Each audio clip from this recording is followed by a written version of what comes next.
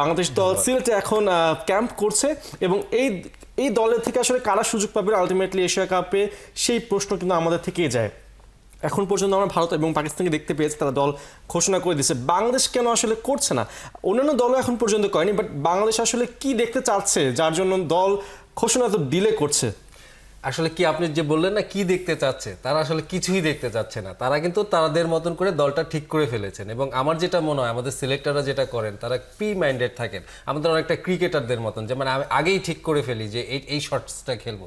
তো আমাদের সিলেক্টররাও কিন্তু ঠিক এমনই, তারা কিন্তু ঠিক করেই রেখেছেন যে এই স্কোয়াডই রাখবেন। এবং আমরা যতটা জানি এবং শুনেছি যে এই খুব একটা চেঞ্জেস নাই, যার সঙ্গে কথা বলা হচ্ছে তারা বলছে যে খুব একটা চেঞ্জেস নাই, মানে পাকিস্তান এবং শ্রীলঙ্কা যে স্কোয়াডটা আমাদের খেলেছে সেই স্কোয়াডেরই সবাই থাকবেন। তাহলে কি আছে, তাহলে তো সেই দলে আমরা সেই নাইম শেখকেই দেখতে পাচ্ছি। তো ব্যাপারটা এমন না, তারা হয়তো ওইটা চেপে যাওয়ার জন্যই এখন স্কোয়াডটা ঘোষণা করছে না কাদের, বাট তাদের যে ওই যে থিমটা যেটা বললো যে খুব একটা চেঞ্জেস নাই বলতে হয়তো একটি প্লেসে শান্ত এবং সৌম্য ওই জায়গাটায় একটা কথা চলছে আর কি এদের।